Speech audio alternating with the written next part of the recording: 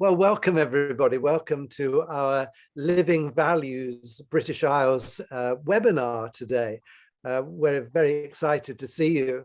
I'm aware that many of you, in fact, most people will be watching this at a future date on a live's website. On the website, there are lots of previous webinars that we've been making over the last, well, since lockdown started really in the British Isles. So we hope you enjoy previous webinars, and we hope you enjoy this one today. We're very excited about it. But before I begin today, there is something I need to share with the community. We have, as a committee member, someone called Gladson, and Gladson is a wonderful contributor to our work, but he's had an incredible sadness over the last week. Sadly, his son has died in tragic circumstances, and our hearts really go out to Gladson and his family, his wife and family, for this tragedy that has happened. We want to acknowledge that. And may I invite you just to join with me in a few moments of silence and reflection, and sending our love to him and the family.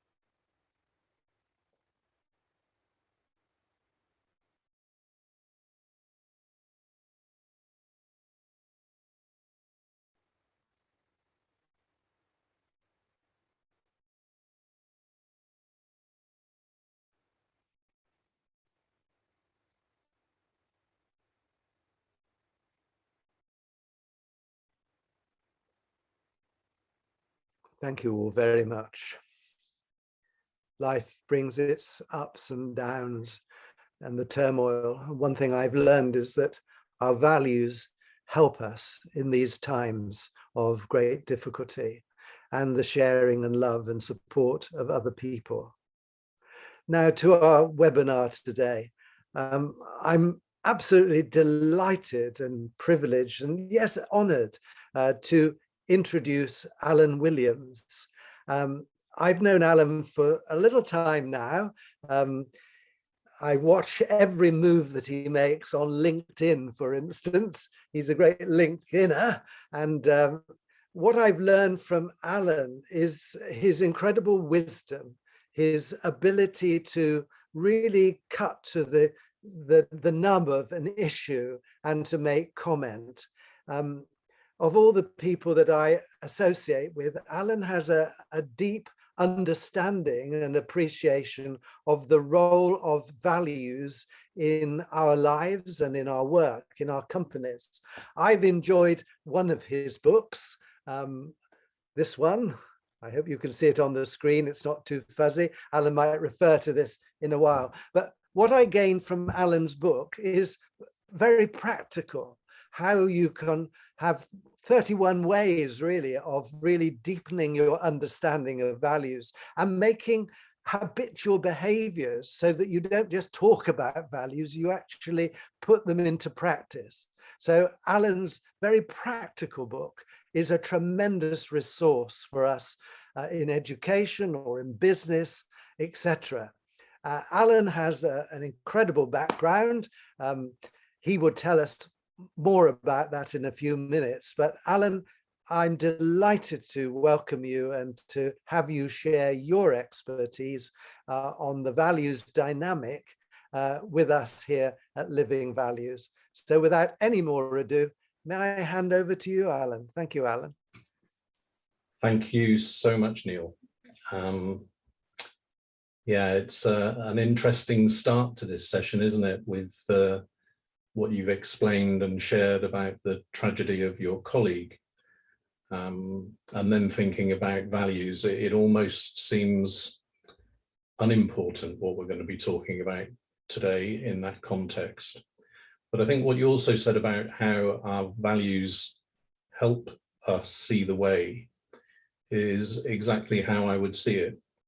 Sometimes people talking in this space make values out to be this kind of rose-tinted panacea which is full of loveliness. And I don't see it that way at all, actually. I see values as a very practical way for us to get through the often dirty nitty-gritty of day-to-day life, whether that's in a personal context or in a business context. So in some ways, your introduction has made me remember how important values are. So let me share some slides with you for today.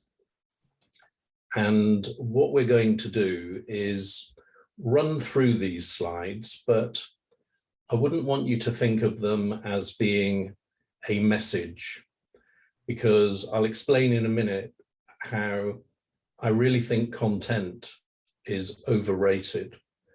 And what's far more important is context. We're going to talk today about the values economy and how values are more important now than ever before. I'm going to talk really from an organizational business context, but I'm really interested from this community, after I've been through the slides, to receive some comments and observations and thoughts from you about the applicability of what we're going to go through in the world of education, because I think that application could be fascinating. So let's start to move our way through. And Neil, you did mention that I would talk about myself in terms of an introduction, but I'm not really going to do that, because if people are that interested, then like you say, I'm on LinkedIn and you can look it up in your own time. And so in that way, we can protect the time that we've got together to explore this topic.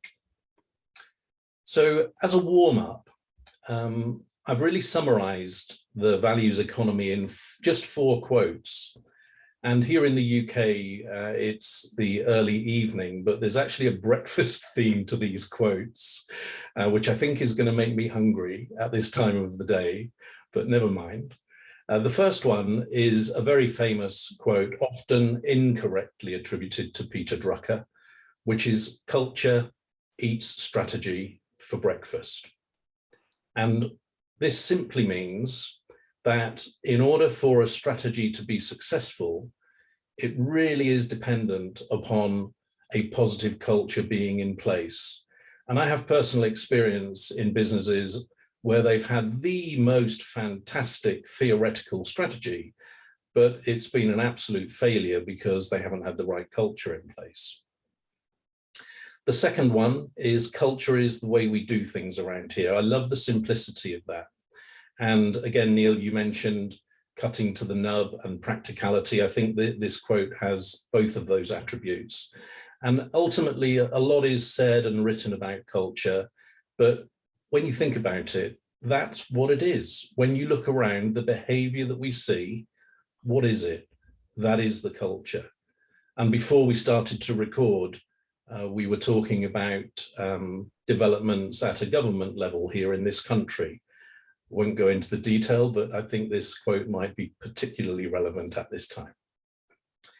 Then the final 2 are mine, actually. The first one is "Values are for living, not laminating." You know, how often do we see the words on the wall? But actually, that's not what's important. What's important is that they are lived consciously to guide choices, decisions, and behaviors. And then the final one I've just referred to a little bit earlier. And actually, I came up with this last Christmas, and that is "Content without context is toast." And what this means is that, you know, you can listen to what I'm going to talk about today, but unless you apply it in your own individual circumstances and context, then there's a high chance that it won't work. So it really amuses me when you've got business conferences and hundreds of people attend these events and listen and make notes, and then they try to go back to their workplace and they try to just drop it into their workplace, and they're shocked that it doesn't work. And the reason why is because they're forgetting the context piece. So really important. So today, what we're going to do is have 3 kind of sprints. We're going to talk about the concept of values. Then we'll move on to talk about context and the changing landscape that we have. And then we'll talk about how I believe you can thrive and flourish in this situation through a focus on alignment and action. And the reason at the bottom of the screen here that we've got another go sign is because my best wish from today is that everybody who listens to this does just at least one small thing different. Because ultimately, why are we here if nothing different is going to happen as a result?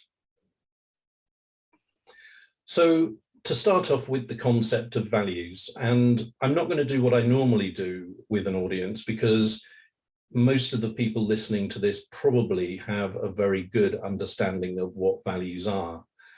But I ask this question normally of an audience. And the definition that I like, because it's so simple, is this: that values are emotionally laden motivators, and they provide a behavioral and decision-making compass for us if we choose to be conscious and use them.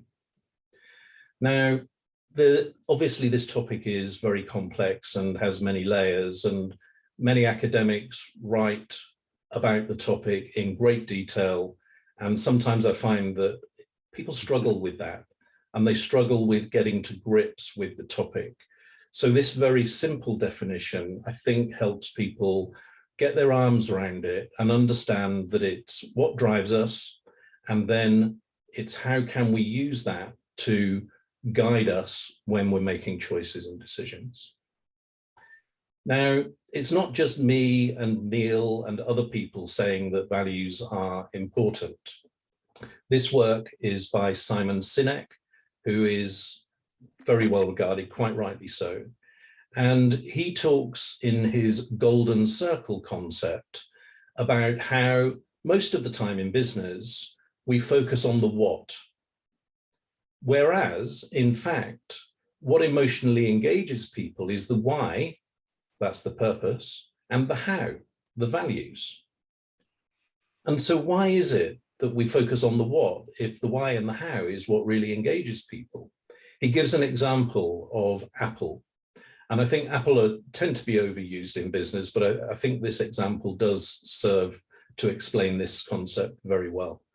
So Apple say, the reason why we're here is to make the world a better place. How we're going to do that is by making user-friendly technology. What that looks like is an iPad, an iPod, and all the other products.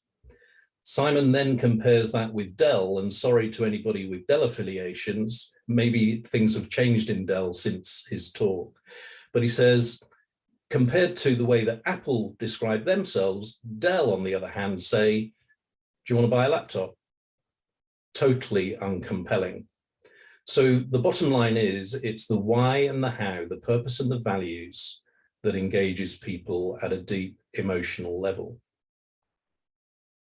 And there have been several studies that support this as well. So you can see here two, one by IBM and one by PwC, surveying thousands of CEOs around the world who are all in agreement about the importance of values in their businesses.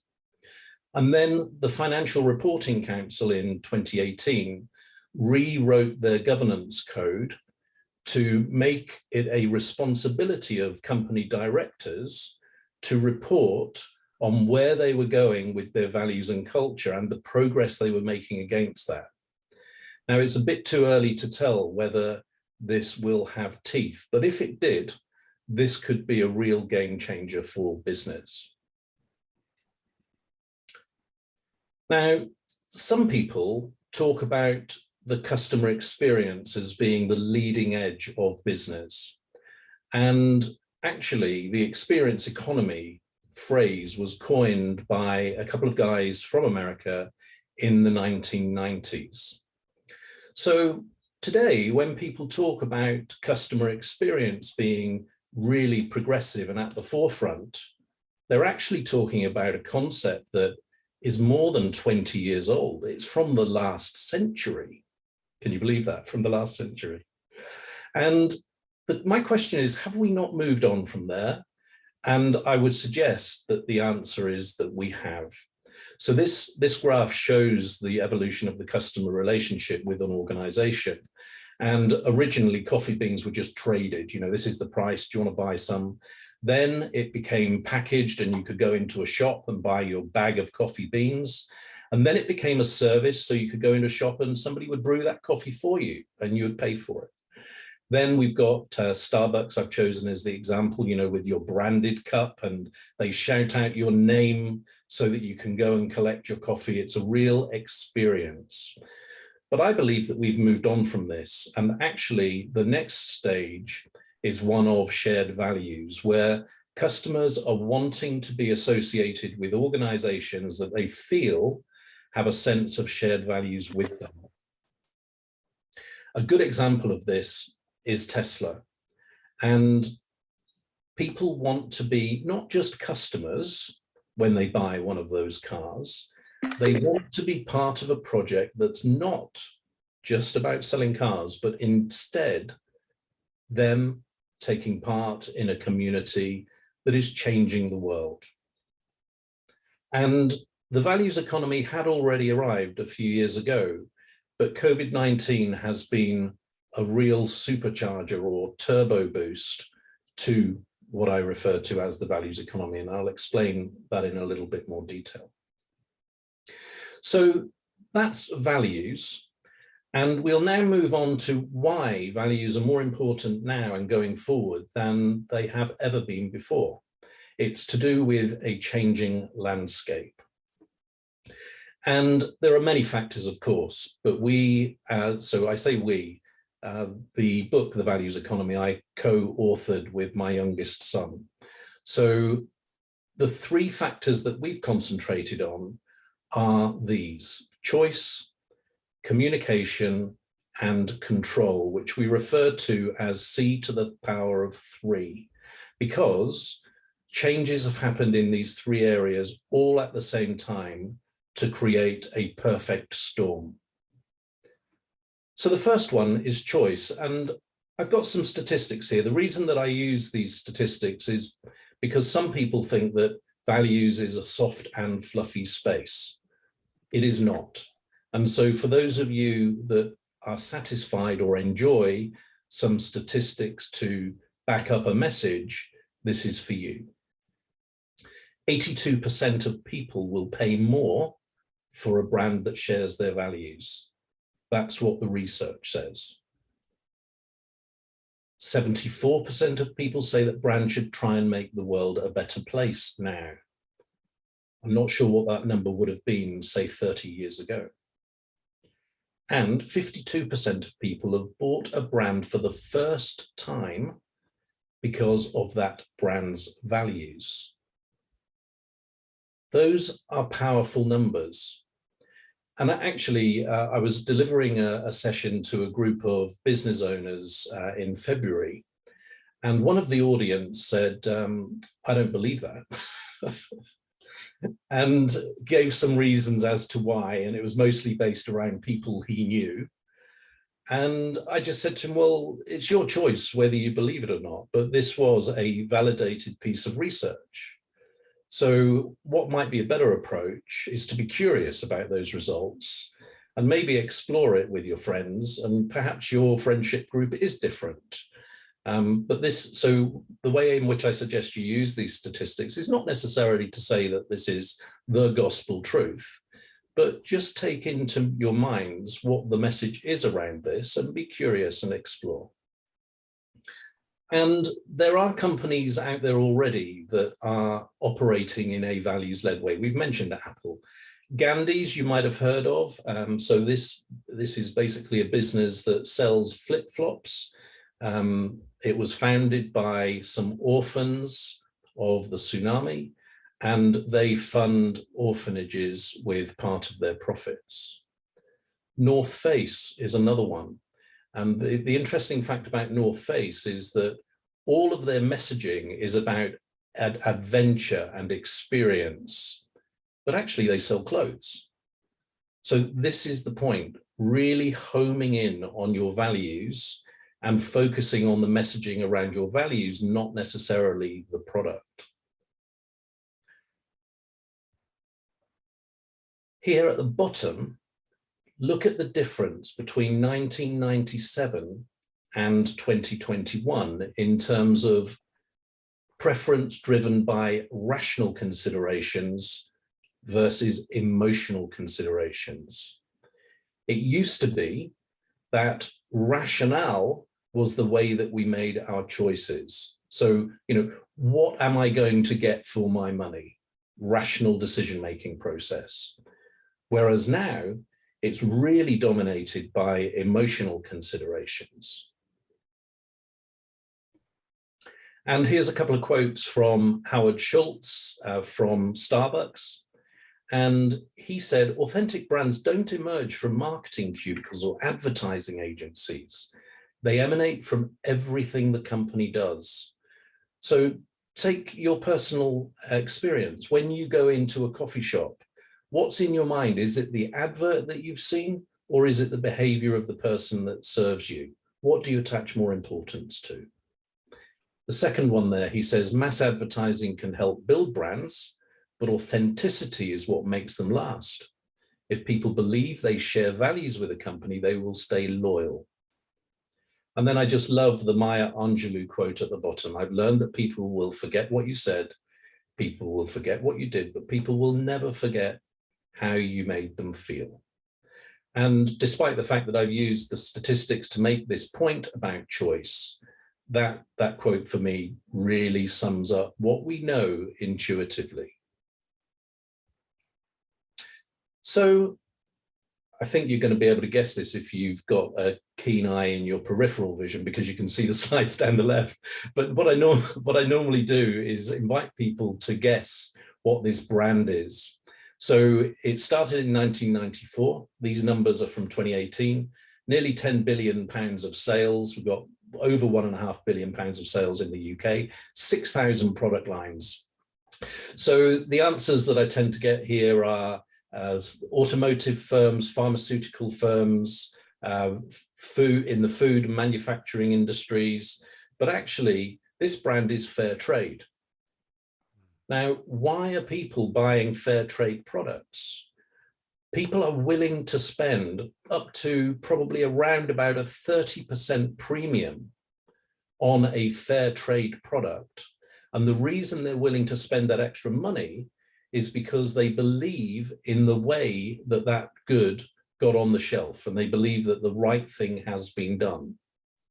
So for me, this is a fantastic example of how no longer are we saying, what quality chocolate am I going to get for my £2.50? Instead, we're thinking, I want to spend my money in the right way, the way that is connected with my beliefs and my values. So that's choice. The second C is communication. And you can look these videos up. We haven't got time to have a look at them today. But the left-hand side one, they're both from United Airlines, by the way. The left-hand side one is an advert. And if you search United Airlines Olympic Games YouTube, you'll find this video. And basically it goes something like this. United Airlines have flown the United States Olympic team to the Olympic Games for the last blah, blah, blah. Just talking about how great they are. And they've spent their hard-earned marketing budget on this advert. And guess how many hits they've had on YouTube? Last time I looked, it was around about 17,000. So hard-earned marketing budget, 17,000 hits on YouTube. Now compare that to the other video. And again, here, if you search United Breaks Guitars, Dave Carroll, you'll find it. Dave Carroll still is a musician. United broke his guitar when he was traveling. And it took a year for them to ignore him, not sort out his problem after he had reported it.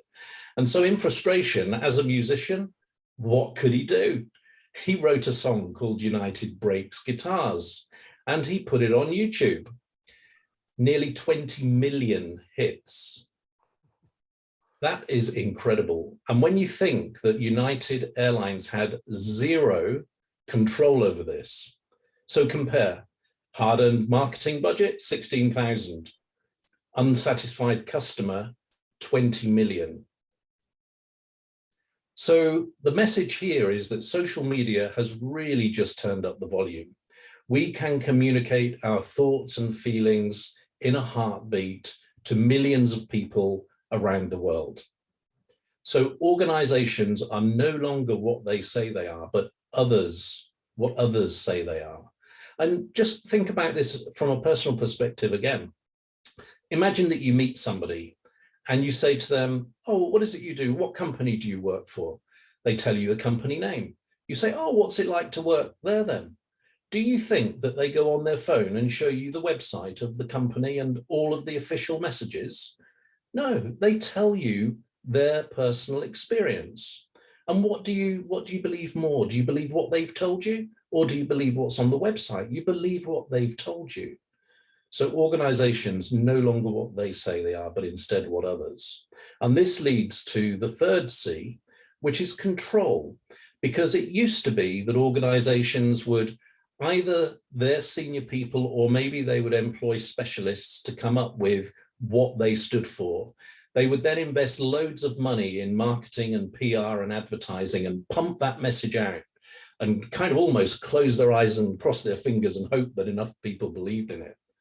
Whereas now, actually, the brands of the future are going to be those who understand that they co-own the brand with the different stakeholder groups. And the successful organizations are going to be those that are able to establish a sense of shared values with those different stakeholders. And that's not just employees, not just customers, it's also service partners, local communities, investors, everybody that's involved with the organization. Now, those three C's, like I've said, have combined. And you might say, well, okay, what we need to do then is live our values. Well, let me just share this with you. Values in practice is fascinating. This piece of research has shown that it's the same old values words that are trotted out by companies time after time after time. You can see on the right-hand side there, integrity at the top of the list. Well, goodness me, if you were in business and, you know, would you entertain doing business with a company that you did not think had integrity? You know, what's the point really of stressing this? And you're setting yourself up for failure, aren't you? So interesting to see how repetitive the use of values words is. And when I'm doing work with client organizations, I always ask them to really strongly consider what is it that is their essence and what is it that is different about them to other organizations to help guide them towards the words that are more appropriate for them.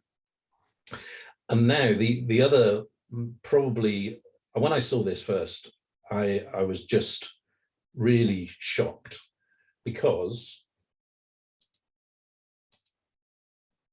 the data shows no correlation between organizations' official values and the culture experienced within that organization. Zero correlation. That's scary. But on the other hand, looking at it in a positive light, imagine if in your organization you can get this right.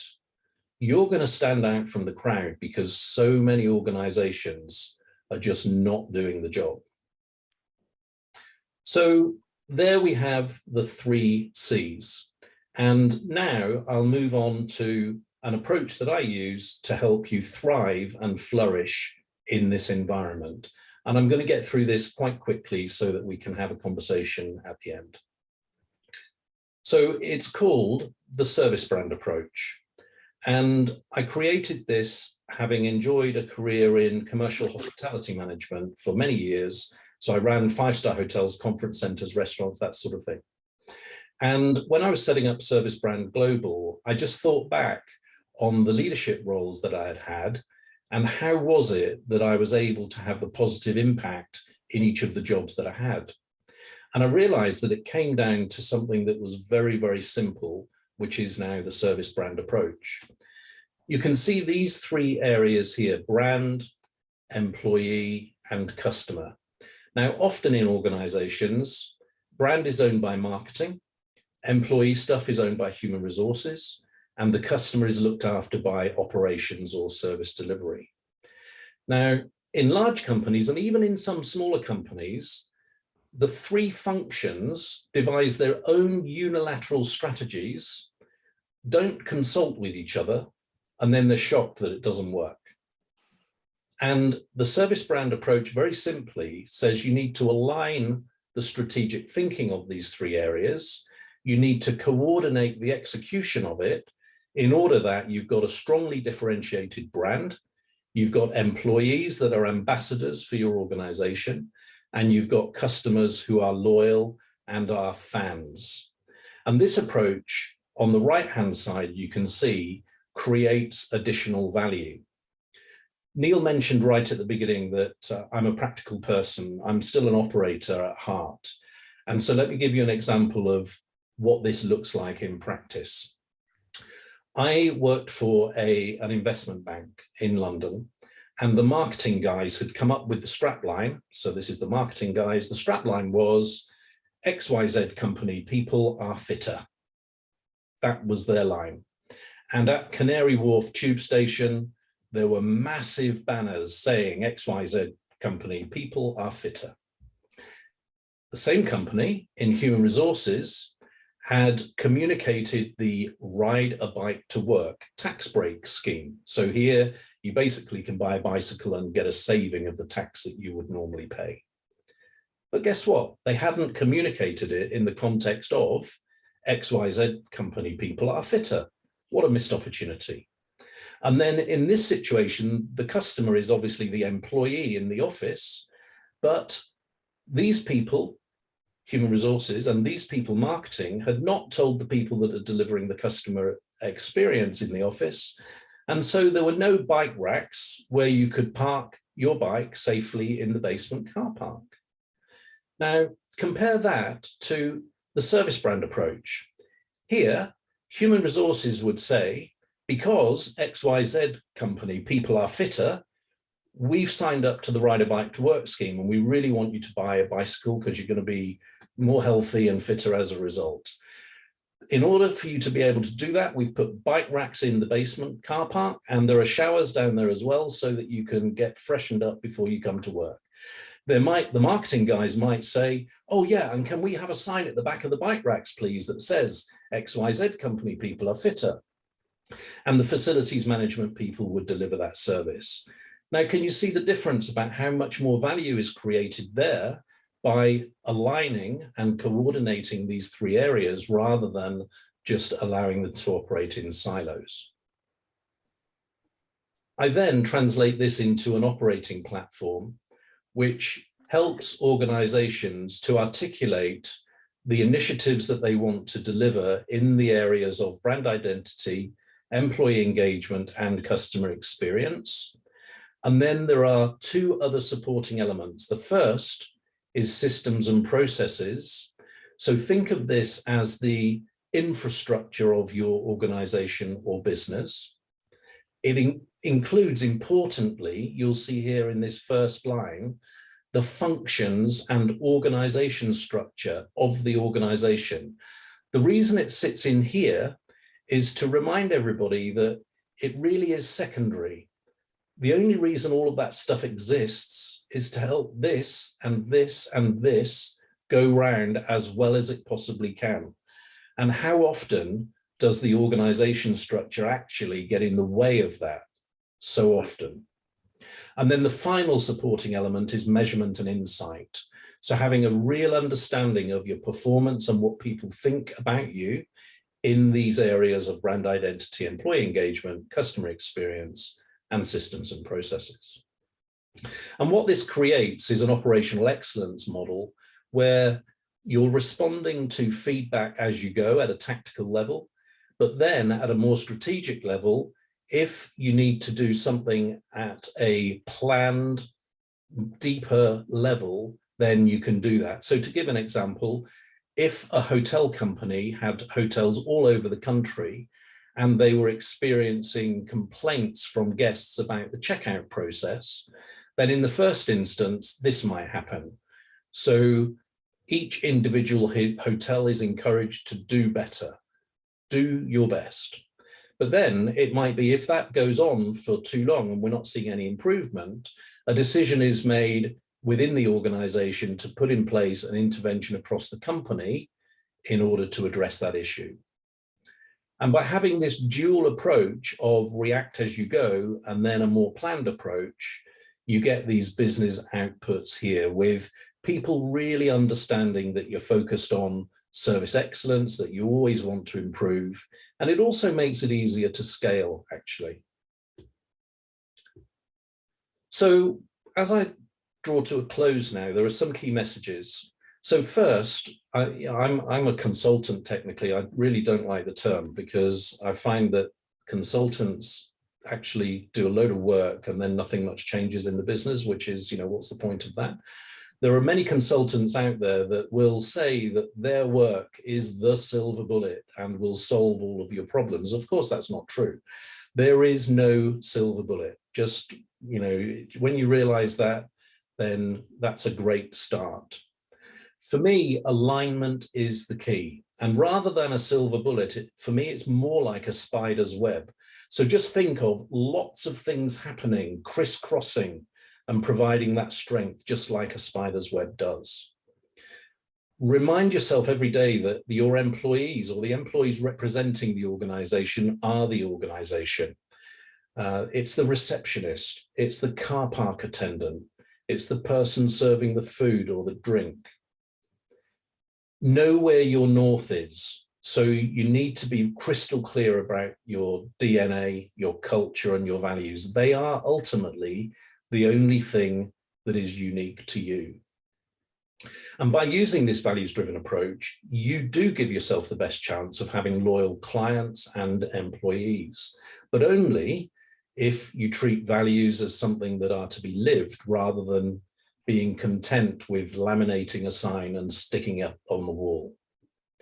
And then finally, for those people that might know people in marketing, share this with them and see what sort of reaction you get. The marketing department is kind of dying in its traditional sense because the clients, customers, and other stakeholders are the people that people believe these days. And the other side of this coin is that this is hard work. This really is hard work. And it shouldn't be a surprise for you to have sustained success. You do need sustained effort. I don't know why people are surprised at this, actually. I think schools are a very good example of where you have to be on it day in, day out, in a very similar way to hotels. You're only as good as the last day that you delivered that service. Also, if you don't intentionally shape and sustain your values and culture, it will develop anyway. It really cracks me up when some people say, oh yeah, Alan, this value stuff, great idea, but we're a bit busy for the next 6 months, as though nothing's going to happen in that time. And of course it does. So you need to make the choice. Would you rather exert some degree of influence and design and control, or leave it to potluck? Leaders are in a very privileged and responsible position, and they really have to lead and in practice because they are in the spotlight. I use a term called the leadership shadow. The more senior you are, the longer your shadow is, and your shadow could be good and it can be bad. So just be conscious of your behaviors and how people see it. Practice makes more perfect. So I don't believe there's any such thing as perfection. And so for you to just keep practicing and try to do better every single day. And then actually I was asked to change this last line on a presentation the other day. So it said, it's the real world, it happens. Sometimes it happens, sometimes it's not the way that you would like it to be. Just get over it and move on. Don't dwell. So the bottom line is that the way people behave can reinforce the organization's values or not. There's not really any in between.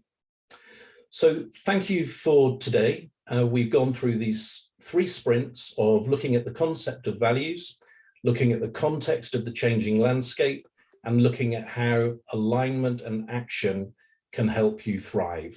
So I'm going to hand back over to Neil for our warm down conversation. And if anybody is interested to make contact and would like to explore any more, I'd be delighted to hear from you. Wow. Well, Alan, thank you so much for a riveting, at times challenging presentation. I'm sure you've taken us into areas of your experience which many of us don't have. And of course, in any educational pursuit, that is a tremendous good thing, because it makes us reflect on our experience and what you have said in a way. I really, one of my thoughts is that I would really like to watch that at least twice more to really grapple with many of the things. And I will, for one, be looking forward to looking again at your presentation, because it's absolutely crammed with nuggets of gold for us to dwell on. So a heartfelt thanks to you for producing a really well thought out, very deep and crisp presentation, which really makes us think about the corporate world and brands and things that many of us are totally unaware of, that people are giving so much detailed thought to engaging us as customers. I think that's a revelation for many of us. So thank you for the quality of your presentation, the intellectual quality, and also the emotional content. I was fascinated by your slide, which said there'd been that shift from a sort of thinking brain to a much more emotional brain. And I, for one, I know how I choose things, and I'm much more likely to choose from my emotions, being an emotional person, than the intellect side. So thank you for all that. I will pause now to let others dive in with any questions that they may have, or observations or disagreements with you. You know, they might want to say, well, there is a golden silver bullet. Don't like the expression bullet, by the way, but I'm sure that's just minor. But some might say, well, there is something, but I don't know. You know, who's to know? As Socrates once said, you know, the older I get, the more I realize I don't know anything anyway. Yeah, so lovely to see you on the screen too, Peter. So Peter's in Kuwait. I hope he's still in Kuwait anyway. So welcome to Peter. So any of you, would you like to say anything? And if you'd like to turn on your videos, we could see your shining faces too, but you might not want to. Up to you. Thank you.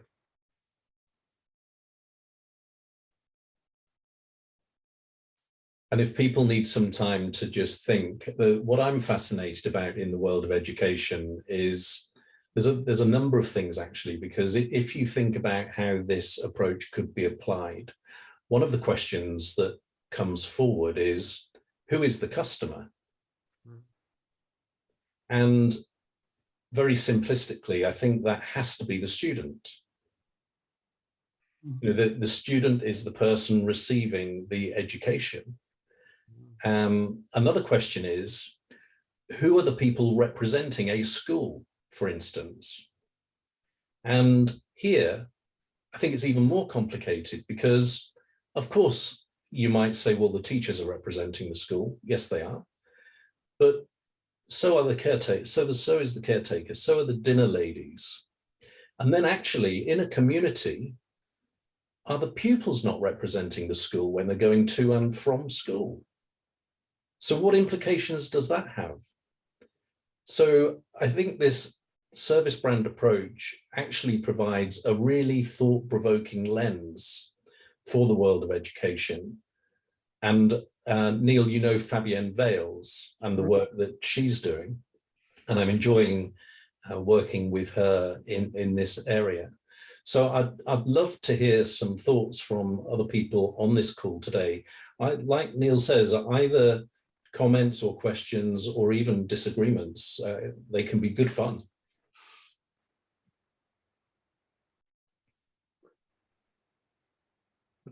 Sue, you're about to say something. Yes, I'm always curious about storytelling, and I'm always curious about what other people say. And my question really is around the value of intuition in terms of discernment and fake news. So can we believe what other people say? And does that actually devalue what other people say? Maybe. Yeah. And do we believe it, especially in the light of, I hate to say, our government, politics, whatever, you know? But I think we're getting bombarded by also so much news of some different ilks or advertising or whatever. It's like, how do we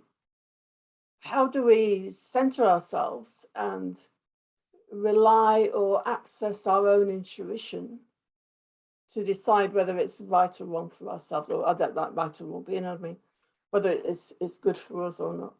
Yeah, so I think it's a fascinating point, and I can speak from personal experience just in this past week, because on Twitter there was a tweet which supposedly quoted another tweet from a government minister who was basically saying, it might be that people are going through hard times, but you just need to manage your money better. And then it said something like, because food doesn't grow on trees. And this tweet had been shared mocking the minister who it was supposed to have been from. And because I agreed with the person who shared it, I liked it. And then I read the thread and it was a hoax tweet. So I unliked what I had said. So I, detached myself from it. But Sue, to your point, there is so much out there now that is not true. And I feel, sometimes I feel really in an impossible position to understand what is true and what is not. And like you say, to a certain extent, you can rely on your intuition, and to a certain extent, you can rely on verification as much as you can do it, and without it taking all of the time in the world. But to your point, I think it's a real issue going forward.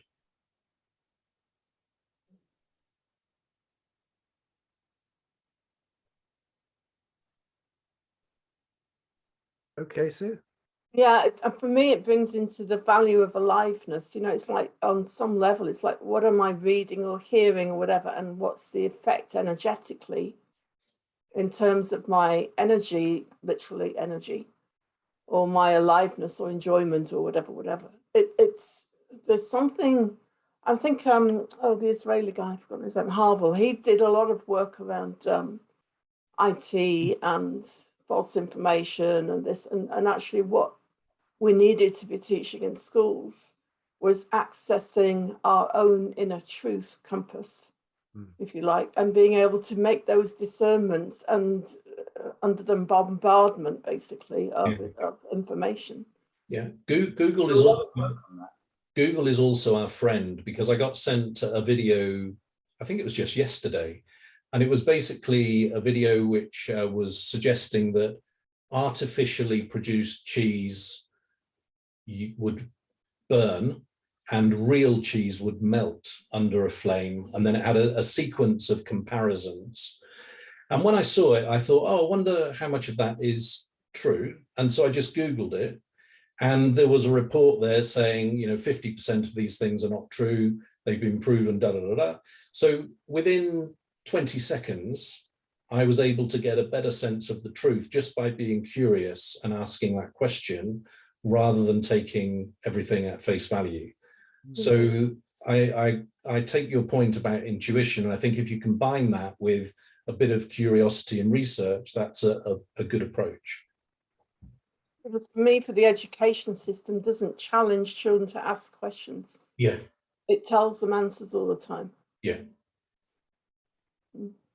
And that's something else about the education system that I find fascinating, because it used to be the role of the teacher to share the information that they had in their possession to their students. And that was the only way the students could get that information. Times have changed. That information is now readily accessible and available. And so it seems to me that the role of the teacher could/should fundamentally change to be one of somebody who inspires and facilitates rather than just passes on this bucket of information. And just think how much more the students can learn, because a single teacher's knowledge is pretty limited, really, compared to what is available out there. But that requires a whole different mindset. Peter, you came off mute. Alan, I'm just absolutely amazed by what you've been sharing, and just reflecting back to the situation in Kuwait, where I actually work. And amazingly, we don't market the school. We have a loyalty base, and it's because, as you were sharing there, our students are the ambassadors. Yeah. And what they say means so much. Yeah. And I'm just trying to, in my own mind's eye, thinking of further ways to empower the students to have this ethical intelligence. Mm-hmm. And for example, this next week, we're looking at climate change. And the kids are going to do their problem trees and solutions on the branches. So they do all that research themselves, but it needs more than that. We all need to live it, to be really practical. And I was mindful of what you were sharing, that you go to some companies and you do all these values talks and say, oh, thank you very much, bye-bye. Nothing changes. And it's touching the hearts of children. The emotion is in the heart. And we know now there's heart resonance between head and heart. And speak to the heart, it wins every time. And but my head's kicking in now as well. You've inspired me, Alan. Thank you so much. Thank you. Well, thank you, Peter. And you've reminded me, there's a connection I have in the world of education in Brazil that organizes a virtual student exchange. Mm-hmm. And so if you were teaching your students climate change, then perhaps they would have a call with some kids in a village in Nigeria, mm-hmm. to understand the impact that they're having. And that it just strikes me, makes it so much more real than from a presentation or a book or a video. So I love this idea of students being able to reach out into the world to gain the experience through other students' eyes. Yes, so very recently took part in one of the Mungas, and that's the Model United Nations General Assembly, and to link with students in other countries, getting their perspectives, it changed their mindset completely. Yeah. There's more to life than this blinkered nation view. There's an international view. There's a commonality of humanity working together to make a change, to make a positive difference. Yeah. And I was very touched when they were sharing what they learned through that, more about themselves than the world out there. And so, yes, thank you for that. You gave me a prompt. And on that point, Peter, I'm an optimist at heart, and I believe that if we exposed young people to the truth in the world, we could rely on their innate sense of decency and kindness to make the right decisions as they get older and more mature and in positions of power and responsibility. And we are ultimately all global citizens, so why would we not do that? True, very true. My hope is for the young people. I do a lot of engagements with young people, and I always come away filled with absolute hope because of their they say young people are getting more intelligent in some mysterious way, and I'm beginning to think that one of the things that holds us back, in my view, is because we've all been to school. Going back to my lovely visit this morning to my folk that sold me some fish in the fish market, you know, I had quite an argument with one of the guys. He and I always have an argument when I'm down there. I enjoy it. And he said, oh, my geography teacher told me when I was 14 that we're coming out of an ice age. So this climate change is complete rubbish, because my teacher said when I was 14, we're coming out of an ice age and therefore it's all natural.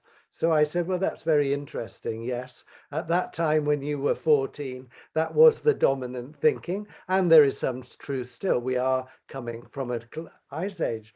But haven't you considered what we've been pumping into the atmosphere to create greenhouse gases? He said, what the something is that? And so what I'm trying to say is that we develop mindsets, and the educational system now is a reflection of people who were educated years ago, and they stick our youngsters into an outmoded system and think that it's wonderful to pass exams so you can be in this distribution process of education. Once you start failing, you get distributed into your layer of society that's hierarchical, which is all complete nonsense now. Anyway, I'm on one of my hobby horses, but you're quite right, Alan, to really make us think about, you know, what is it, you know? And what came to me as you were talking was how the end product of your work is, could it be even greater manipulation of the general public? Because the brand people know exactly how to tap in to our emotions and therefore get us buying things that we don't want, really. That's just a throwaway, but I think that's one of the dangers of everybody working together and thinking how to con the rest of us into buying something, really, and spending our money. Anyway, I'm going to give you the last thought before we close to you, Alan, to round up in whatever way you'd like to round up this conversation. Thank you, Neil. I think I'll repeat what I said at the beginning, and that is, however much you agree or disagree with what we've looked at today, please do just one thing different and see what happens. Wow. I think that's a perfect ending, Alan. On behalf of everybody watching at the moment and those who will watch you in the future, may I give you a really big thank you for giving your time and energy to our webinar. I've valued it, and I know everybody else has too. So thank you very much. And with that, we will end our recording. Thank you very much. Thank you.